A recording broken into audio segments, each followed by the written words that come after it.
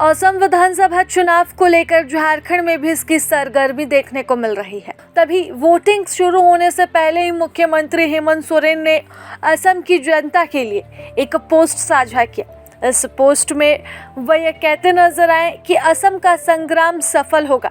यह अपने अधिकार, अपने स्वाभिमान और अपने भविष्य को तय करने का समय है।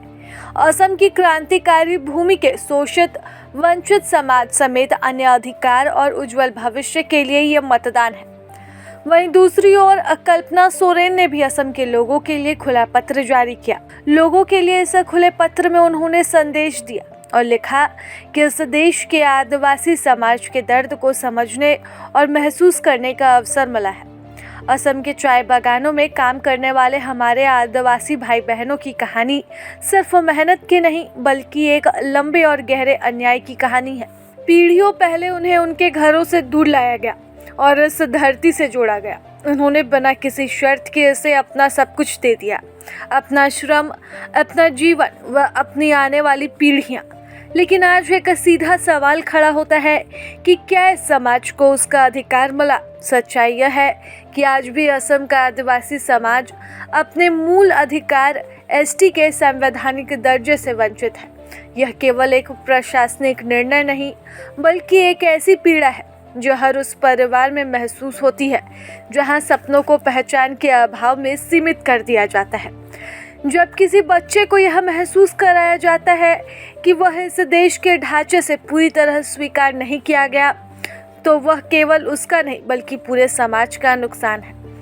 अब हेमंत और कल्पना के इस पत्र और इस संदेश के बाद तमाम तरह की आशंकाएं लगाई जा रही है, तमाम तरह की उम्मीदें लगाई जा रही है।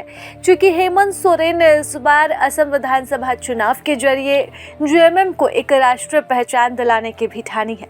तब तो 19 उम्मीदवारों के साथ हेमंत सोरेन उन क्षेत्रों में अपने उम्मीदवारों की तैनाती के साथ डटे हुए हैं जहाँ टी ट्राइब्स का बोलबाला है। टी ट्राइब्स वैसे समुदाय जो आदिवासी है और असम में शोषित वर्ग भी है। उन्हें अब तक एसटी का दर्जा नहीं मिला।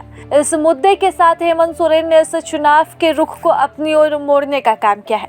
लेकिन अब वो नतीजे बताएंगे कि आखिरकार इन नतीजों में चुनाव का रिजल्ट क्या होता है। जिन 19 सीटों पर हेमंत सोरेन के उम्मीदवारों को खड़ा किया गया है, क्या वो जेएमएम के लिए सीट बटोर पाएंगे? क्या जेएमएम को राष्ट्रीय पहचान मिल पाएगी? क्या हेमंत सोरेन झारखंड से भी बाहर निकलकर अपने पहचान को स्थापित कर पाएंगे? ये बड़ा सवाल है और ये तमाम तरह के सवालों का जवाब अब निकलकर सामने आने वाले हैं।